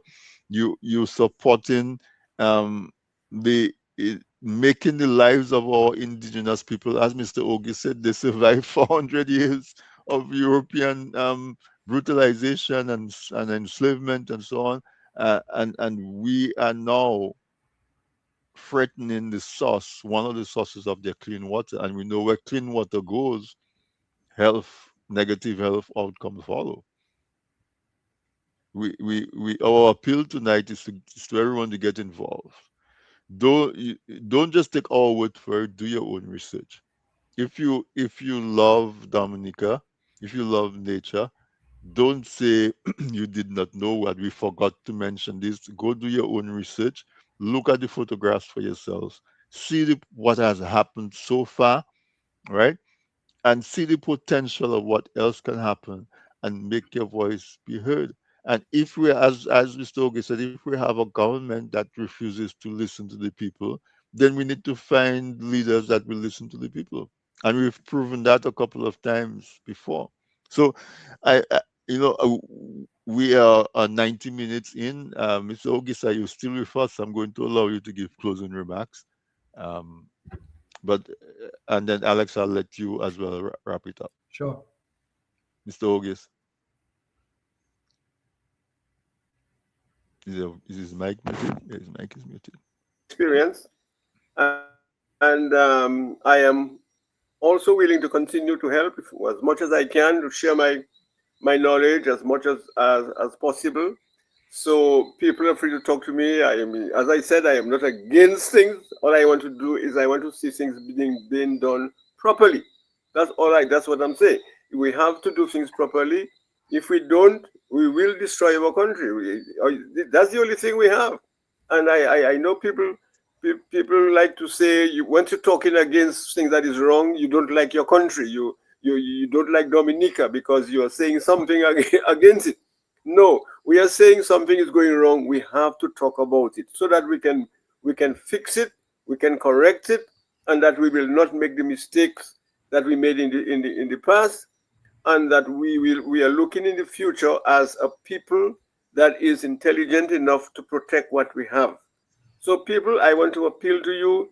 Let us not look at it as a politics. That is not politics. That is that is destroying a country. That is not have nothing to do with politics. That is um, an activity that is destroying our livelihood. That is destroying our environment. That is upsetting our flora and fauna. And I believe it is something that we have to take very, very seriously. In fact, I read something sometimes ago that the British, when they were here maybe 100 years ago, they wrote a document and said that Dominica should not be touched at all. Dominica must be minimally touched. We should not even be building big roads and airports and those things there because the British had studied Dominica. They saw that Dominica was a very fragile country and that they were not destroying. And we are quarreling because when the British were here, they did not do nothing. That is not just true because they saw the country as a very fragile country and that they were handling it in a very, very, very simple way, you know, so that it will be protected and that it will be nice. So, people, I want to appeal to you. Let us look at that as a serious issue. Let us look at it from a positive standpoint, and that we can get together and see the project is done properly. That's what I'm appealing to you for. And so, good night, everyone, and thank you for listening.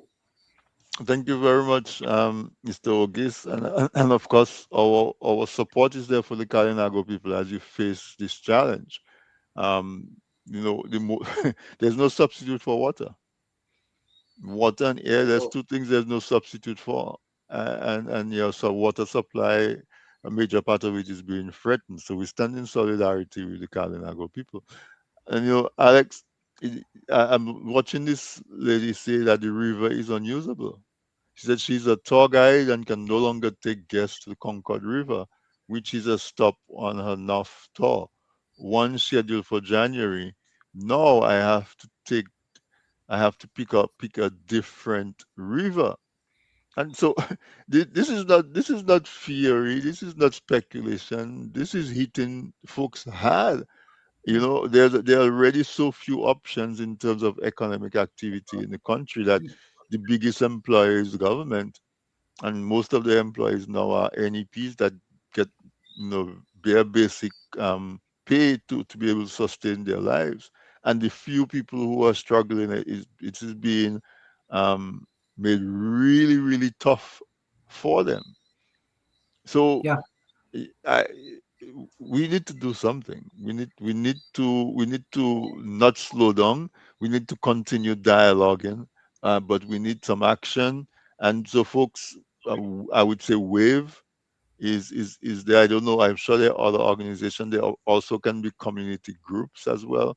But Alex, as a person looking at this, I want to give you the opportunity to talk about what you did at Cabana, at that beach where they were dumping, and to give people the idea that as citizens we can make a difference and we can see results. Yeah. Wow. Yeah. Thank you. Well, thank you for bringing that up. I mean, Cabana was actually a wake up call for me. I think that's where I really truly decided that I was going to put myself on the line to protect Dominica. Um, I'll tell you that really quickly. Cabana Beach. For those that don't know where Cabana Beach is, and a lot of people don't know, Cabana Beach is a beach that's located right after you leave the airport heading into Londonderry, and it's located in that Londonderry River Valley. And the river mouth there is Cabana Beach. It's a black sand beach. It's one of the most beautiful beaches in Dominica. And I would say probably the world. And as a matter of fact, Cabana Beach has been affected by the airport construction as well. There is a secret beach that's attached to Cabana Beach around the cove, and that's actually where the strip begins. And they have since basically piled a bunch of water sea breaks, almost like the ones you see at the Marigot fisheries that the Japanese had installed. They put in breakers there to prevent from the sea from coming in, from undermining, I guess, that area where the strip starts. And I would bet everything that there was no sort of mention of that in any plannings, any environmental social impact assessment, anything like that. But anyway, Cabana Beach is a beach that I grew up on. My father would take myself and my sisters there regularly as children. It's a I have taken my children there. It's beautiful. They love it. The beach is there. The river is there. Fresh water. There's a lovely pool. And you can just swim. It's like a natural swimming pool. Beautiful place. And now they've piled up a bunch of earth there, made a huge sort of cliff mountain that runs into the river, and now there's a lot of soil sediment in the river, so now it's kind of like muddy. They've changed the whole place. But when I came into Cabana, Cabana was being used as a dumping site, and it was actually just incredible to me that people would go on a beach to dump their waste.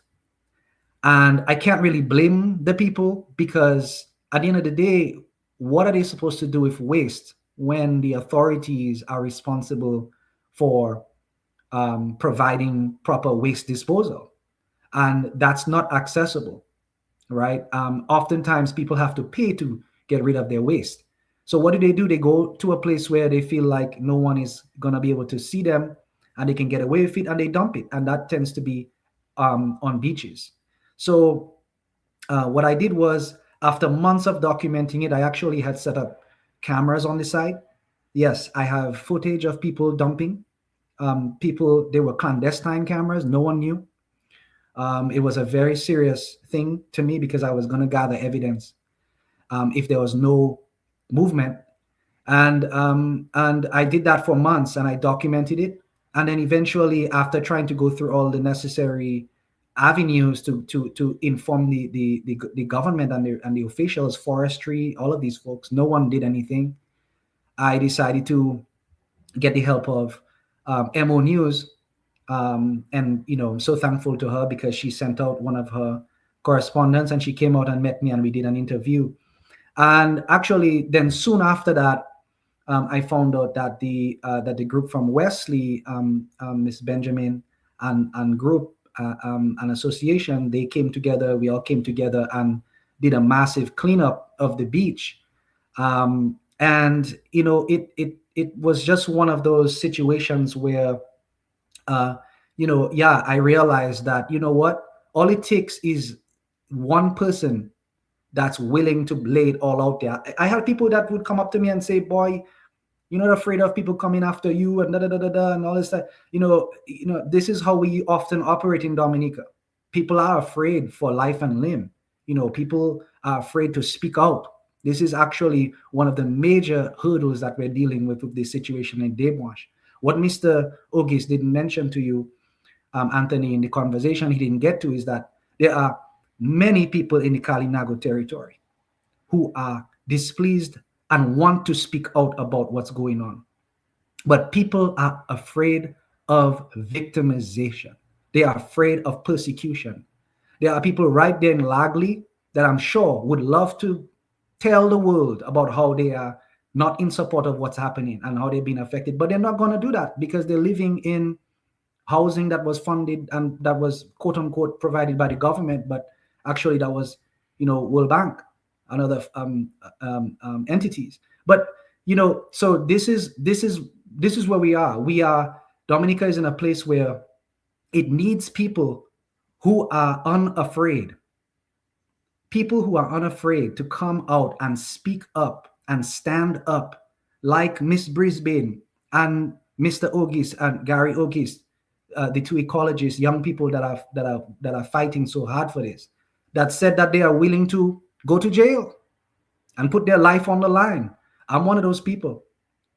Okay, and there are others like me, right? We are not going to allow Dominica to be destroyed. It's not going to happen. Politics or no politics. I can tell you that I am an advocate for non-partisanship. Dominica, if you really sit down, if we all really sit down and think about it, politics has been essentially, in a way, quite negative for Dominica. If you speak to a lot of people who were alive during the when Dominica was being administrated by the British, the Commonwealth, they'll tell you that life was better. And as a matter of fact, in the first sort of prospecting that was going on, that Mr. Ogis talked about in the 70s, we were still under the British, which is probably why things did not progress past that. Let's think about it. Okay, my views on politics are that Dominica has no room for politics. Dominica should be a non-partisan democracy.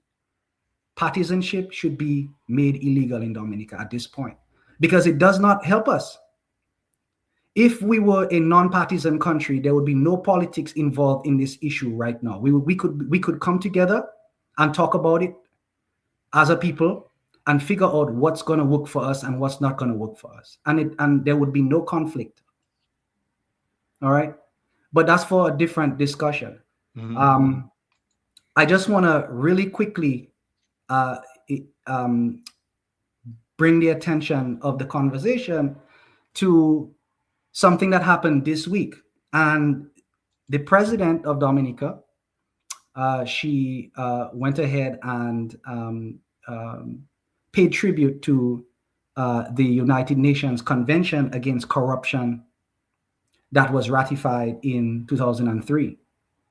And I don't know if you heard about that, Anthony. I haven't, no. And that happened, I believe, yesterday. There was some activity surrounding that. But the Dominica Integrity Commission put out a statement. Okay, and I want to just read. I want to read two passages from that statement. Quote, speaking about the convention, it reflects the moral and civic duty of all citizens to support justice, honesty, and ethical conduct in public life. Unquote. Quote, the Dominica Integrity Commission reaffirms its commitment to fostering transparency, accountability, and ethical governance in the Commonwealth of Dominica. Unquote. And this was. Is there a name that's signed under that? Oh well, these are statements by the. Well, I don't know who. This is a statement from the Dominica Integrity Commission. I know. I mean. Yes. So you see, so we are very aware. We're conscious. We're members of this convention. Dominica is a member of this convention, and so if we are going to be members to a convention as such, we need to abide by it, don't we? Where do we start? We start with the people. The people of Dominica, like you said earlier, they need to make a decision about what sort of governance they deserve. All right. We are people, all of us, we're just people. But you can see that when you don't have transparency in society, in your governance, accountability, Yep. when there's no ethics, we run into these types of situations. We run into these very same problems here that we're dealing with right now. And I believe that the government and the officials and the stakeholders who are involved in this operation in Debwash, they know that if they had gone through the necessary requirements and procedures in order for them to conduct any activities there, they would have been denied. And so therefore they usurped it. They went ahead and absolutely sidestepped our laws, pushed them aside, and went ahead anyway. Yeah, that is such an important statement that you make that I'm going to repeat it just for emphasis. Not that I can say it better than you, just for emphasis. That one of the reasons, the main reason why we see this government in so many areas, especially what's going on in Debwash right now, w- circumventing all of the laws is because they must know that they don't have uh, a leg to stand on, so to speak, legally. Because the government has all the seats in government in parliament except save for two or three, right? Yes. They have control of all the institutions. Why then would they insist on not following the process? Because they know that if they try to follow the process, they will come up short. And so they are aware that what they're doing is illegal.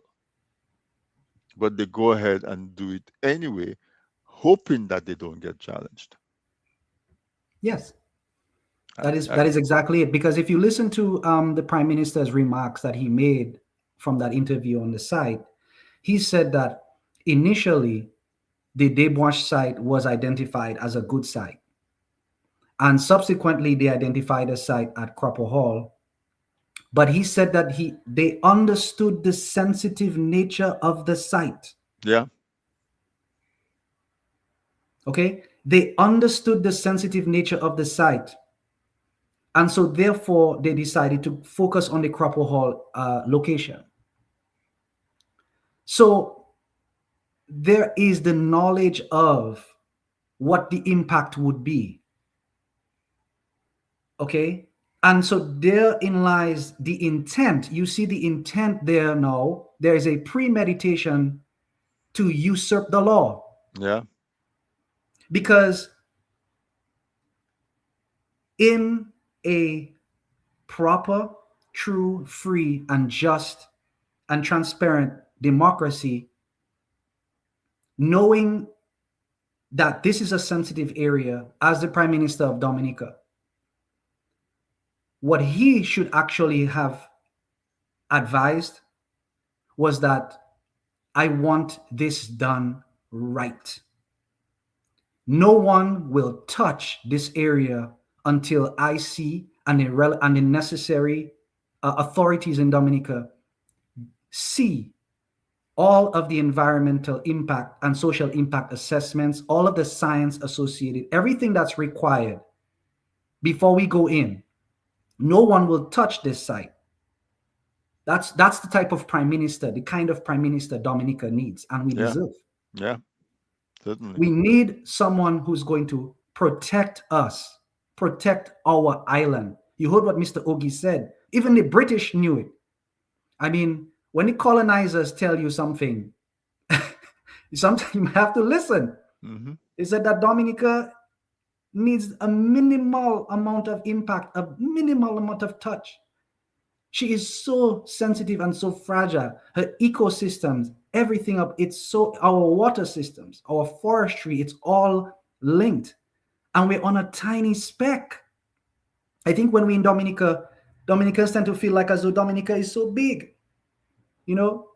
And it's like, you know, it's, the water is just always going to be there, and the soil, and the it's just always going to be there, but it's not promised. We have to take care of it. Yep. And this is how we take care of it. This is how we protect it. And people are going to be upset. People are going to push back. People are going to say that we are anti-development, etc., etc., etc. And I am here to tell you that I respect your opinion, as a fellow Dominican, but I disagree.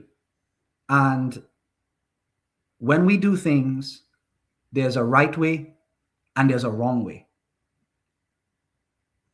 Okay? And what's happening right now in Debouche, no matter where you fall on the political spectrum, you have to admit, if you just look at the facts, that that's the wrong way. Okay? I mean, just to disturb the flow of traffic, if you go into the planning laws and the Planning Act of Dominica, Physical Planning Act of 2002, which was the last revision, if you are even intending on disturbing traffic, which they are doing, they are disturbing traffic for several miles from the site of the excavation to where they're actually dumping material on private land. That distance, that gap there is a mess. Anyone who has gone through there is a literal mess. It is a mud pit. You can't drive through there without your vehicle being completely covered in mud. The road that was just recently completed not that long ago has potholes everywhere. Yeah. At so much discomfort and inconvenience to our people. Absolutely. And And let me they tell don't you, get to enjoy it for a month. no, and let me tell you this. So just that disturbance, we're not even talking about what is happening on this site. According to the Physical Planning Act of 2002 of the Commonwealth of Dominica, if your development is going to disturb the flow of traffic, you are obligated by law to hold public consultations, because you need to inform the public of this, of what is pending, that there will be disturbance of the road, etc., etc. Just on that one, issue. And what arrangements are put in place. Yes, and I can tell you that no one in Concord, no one in that area ever attended or ever knew of any public consultations prior to any works being commenced in June, July of this year. The consultations didn't happen until after the fact. Everything is happening after the fact. Yeah. The Prime Minister again is calling for, an assessment, of the impacts, etc., etc. But it's happening retroactively. Alex, as I'm listening to you, there's a thought that comes to my mind, that for those people who love the current man in charge of Dominica, if you cannot love him and at the same time believe that he's deliberately destroying certain aspects of Dominica. So maybe his hands are tied.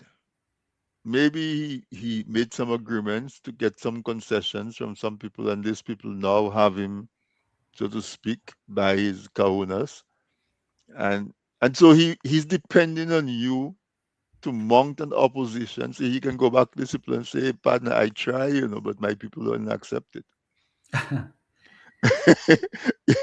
That's a very interesting premise. Yeah, because I cannot understand for the life of me why. I know you said you're not so concerned why, but the how. But and the reasons that are being given are so flimsy that it cannot be that that is what anybody wants to leave as their legacy. As the person who allowed a company to come in and to destroy these parts of our forest reserves and so many rivers and so on and so on. So how can you want that to be your legacy? So we the people have to be able to stand up and to give guidance to the government as to what we will accept and what we will not accept. And we have to, this is where we have to draw the line and say, listen, we really need, for when you're going to do projects, to submit them to planning and follow the system and get planning approval. And Yeah. this is the project that we're going to use to let you know how serious we are about that. And I will say that in directly in line with that, Anthony, that the authors of our constitution, the Constitution of Commonwealth of Dominica, they gave us that power. And in all true democracies, you find that power, and it's called a writ of mandamus. And what that's a legal term, but essentially it is a mechanism that allows a group of Dominicans to compel and to command their government officials, whoever they may be, those who are obligated to act on behalf of the state, of the people. This mechanism, this is a legal mechanism that exists in Dominica that allows us as the people to compel the government to follow their legal obligations. Okay? So it is another way to get the government to do what they must do for us. So if they're conducting this business in Desbois, assuming that there isn't some sort of injunction that's going to come down, and I believe there will be a stop. And I saw some comments here, and I agree with that sentiment that there must be a stop. That's it. There is no, in my view, and in the view of many of us, there is no condition by which, environmental impact assessment or not, where this mine is going to be allowed to continue in the place that it is right now. Okay? And this writ of mandamus gives us an additional level of leverage because the government has to abide by certain regulations and laws. And this mechanism makes that possible. This situation in Desbois, it's an existential threat to Dominica. There are people who live in Dominica who feel like as though, that doesn't affect me, that doesn't impact me. So why should I care? Well, because if we allow this situation to happen in the Desbois / Concord River Valley, then who's to say it's not going to come to your neighborhood? Right. And then when it comes to your neighborhood, who's going to stand up for you? I will tell you that I will stand up for you. I will be willing to lay down myself. And I'm sure that everybody that's involved in this current fight, this current battle, will do the same. Because we see Dominica as one. Not just because I'm from Atkinson and Concord and these places, I care about this. No, I care about everywhere else this might potentially happen. And this is why we have to make a stand right now, right here. That's enough. This is enough. And if the government wants to engage in these sorts of activities, let them do so within the boundaries of the law of the land. Mm-hmm. Mm-hmm. And then if they can succeed that way, actually, then that's when the science can come in. If an argument needs to be made that to stop a particular development or project. Okay, so in this case right now, we see a project that's going on. We see an activity that's happening, but there's been no authorization legal authorization per the relevant supervisory bodies within Dominica. There has been no authorization. I think we need to understand this as a people. Yep. Are we a country of laws or not?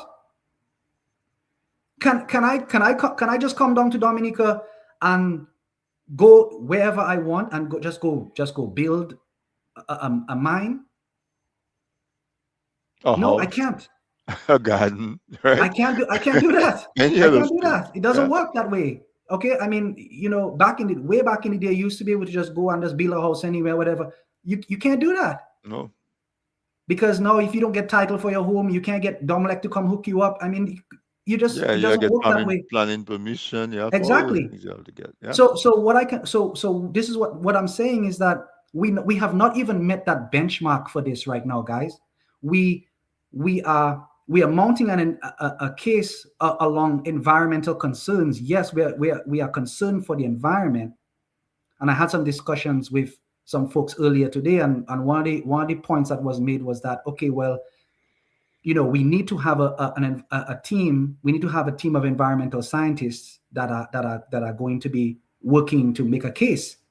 But I would say that first we need to make that legal case. Mm-hmm. First we need to first make that legal case, and then if by some miracle they are able, this is able to continue, then we can make an environmental case. But right now, the low-hanging fruit is that this is an illegal operation. It's illegal. Stop. Yeah, right? That's it. A crime is being committed. Stop. It's a crime. Yeah. Yes, it's a crime. It is a crime. It is a crime.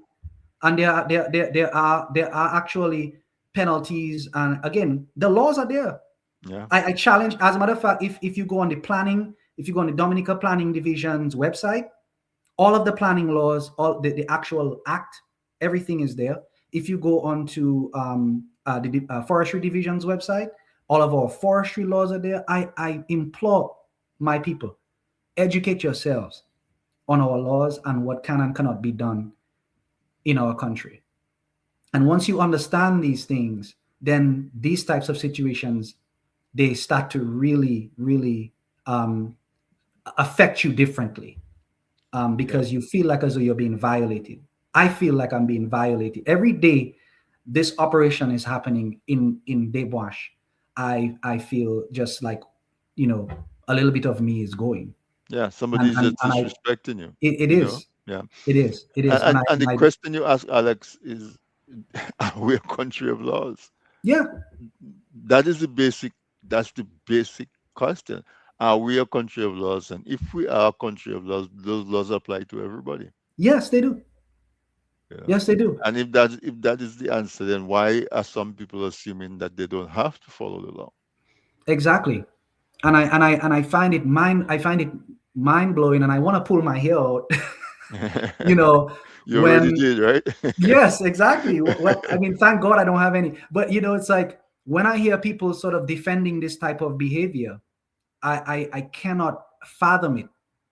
I just cannot believe how we can think that we are going to succeed as a country, as a nation, if we have a government in place that's, I'm just looking at this from an objective viewpoint, right? We have a government, or we have government officials running our country that feel as though they do not need to follow the laws of the land. Yeah. And they demonstrated time and time and time and time again. And so that's where we have to leave it. That I just want to say real quick. Go ahead. I forgot to mention this. So and I was going to do this when you mention this when you were asking Mr. Ogis about sort of what's happening, what are the Kalinago people planning, what sort of action are they willing to take. So there is a meeting that's going to be taking place at the Barana Ote complex on Monday, this coming Monday, the 15th at 5 p.m. Mr. Gary Mr. Gary Ogis and Janelle Brisbane, again, they will be there presenting to the community taking questions, educating everyone on the situation, briefing the community. I think is really important because a lot of people just don't know what really and truly is Where is happening. that meeting happening? That's happening at the Barana Ote complex. Barana Ote. Uh, Where is that? so that is in Salibia. Salibia. Okay. Yep. So, you guys down there, those of you that are who are in Dominica, you guys, you know where that is. Head up there. I implore everybody here that's listening. Please tell anyone in Dominica that you know that might be interested. Share it. We need to get out the word. The chief is going to be there, and it'll actually be an actual true public meeting about this situation. When is that? Tell me again. That is Monday, this coming Monday, the Coming 15th, Monday. Okay. at 5 p.m. And I just found out just prior to coming on here because I had reached out to Mo News just to see if we could get her to come out and lend her sort of audience to us. Mhm. But she was telling me that there actually is now a press conference that's being planned by the prime minister that very same day, all of a sudden.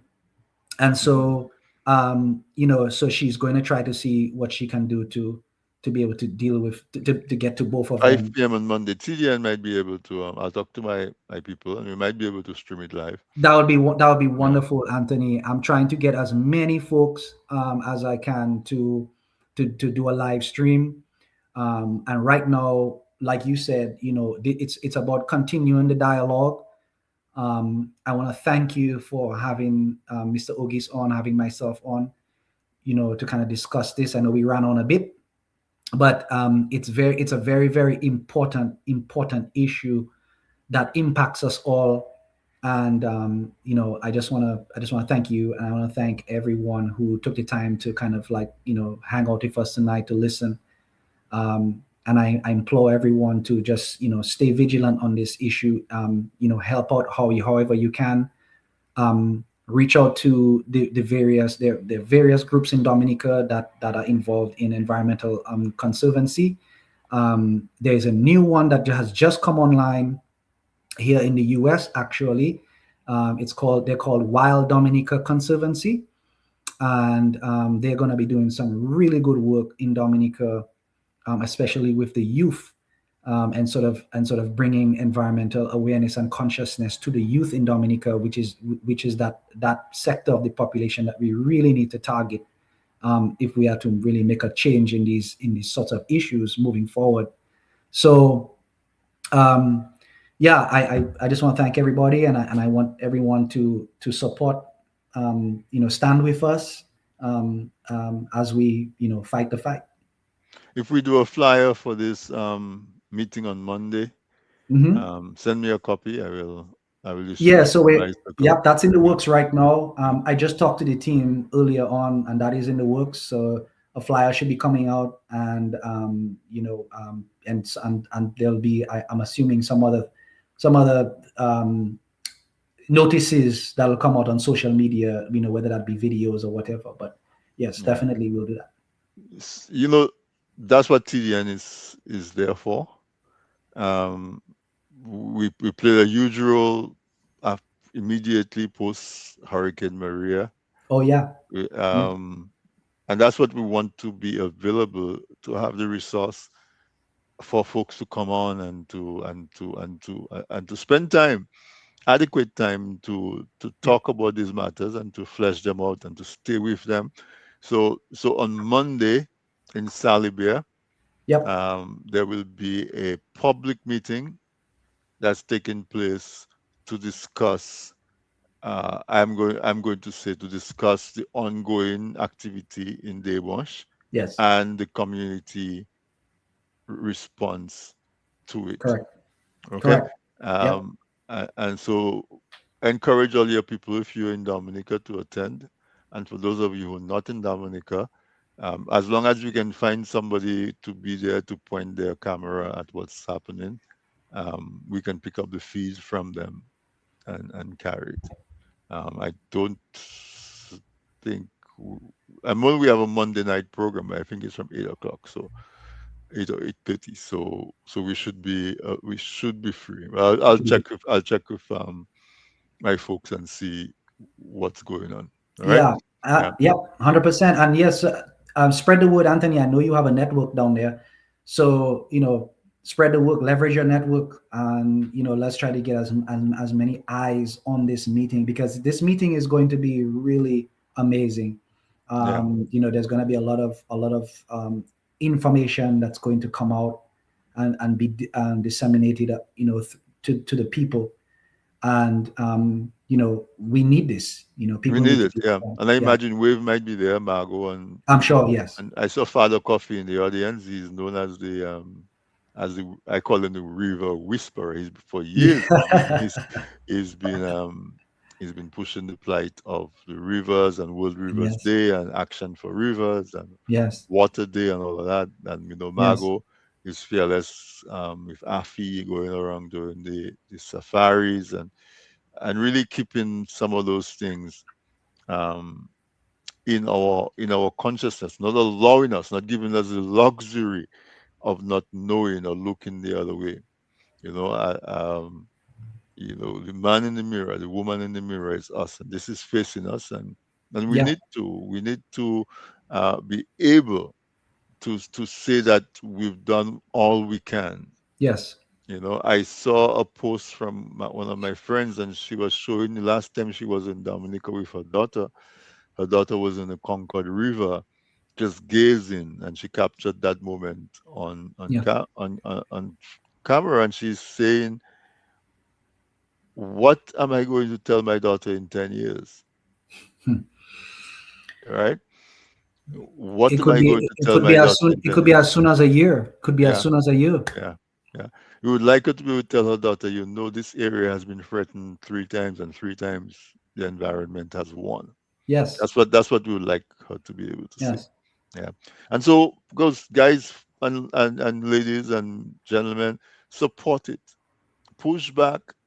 Don't be afraid to push back, because history will always judge us correctly if we do stuff on principle and what we believe to be correct, Yeah. and not on it's not it's, there's no time to vacillate on this and to well, or no, there's no well, as Alex said, there is right and there is wrong, and this is wrong on so many levels that we were even afraid to branch off out of the narrow what's going on in Debwa. She's just wrong on so many Yeah. levels, legally, socially, environmentally. Just, I mean, just the fact that, you have people coming to Dominica, they say they're engineers. Did they even get vetted by the Society of Engineers to know that they're actually engineers and they have permission to work? It just smells. The more you look at this thing, it smells from so many angles. But what we know is that Dominica belongs to us, not And no one as else. ownership, but as guardians and Yeah. preservers, so Yeah. that it can continue to exist for future generations. Yes. And we are not allowed to drop that ball. We're not allowed to drop that ball. I. Our forebears, we were enslaved, and they came out of enslavement and were able to hand us this treasure. We cannot drop the ball on that. Go ahead. You're going to say. Absolutely. Mhm. Well, no, I was just gonna say that I have two small children. I have young children, and they have swam in that river, and they love it. Yeah. And they've my one has jumped from the rock, and I want the youngest one to do that too. And that is what I intend to will happen. Yeah. And there is no way that on my watch, and I know I don't have to do it alone, but if I have to do it alone, I will do it alone. I will go there, and I will stop that situation from becoming to a point where it jeopardizes or ruins that river, um, for all people. And that whole ecosystem, Yeah. it's just it's just Yeah. mind blowing. But Alex, I'm going to tell you, thank you so much for Yeah. for the passion that you display. Yeah. and for the demonstration of what one person can do, and what so much more we can do if we join forces and join Yes. our minds and join our hands. Let's stay engaged. Absolutely. TDN and This Week in Interview are resources that are available, and you're welcome on there. So Thank thanks, you. thank you for all you do. Thank you. All You right, too. yeah, Yep. thanks. So, Okay. folks, there you have it. Just another wonderful conversation. Not about wonderful things, though. Not about wonderful things. It's a crying shame that we call ourselves Nature Island and we're treating that as if it's a nickname. It's not an actual description of us as a people, because the island is just land. But we, the people, are what makes up Dominicans. And are we really allowing this catastrophe to happen? This project that has spawned so many disasters in Blenheim, in Crapo Hall. It's being used as the cover for destruction in Blenheim. Our roads are being destroyed. Our folks are dying with all of the dust from the transportation. It's just something that is so obviously not thought out and just allowed to just happen. And we cannot, Dominica cannot afford for us to be just careless about it. It's not. And as we said, people that were so brutal to our people, the colonizers, recognize the special gem that Dominica is, and we owe it. We owe it to ourselves. We owe it to our forefathers. We owe it to our future generation to make sure that we are not the ones who are going to go down in history as the one on whose watch we allowed the Eden of the world, the nature island, to just become another desert, to just watch another dry riverbed, another scar with all the trees removed, with all of the species that are being displaced, of both plants, medicinal plants, trees, birds, insects, you name it.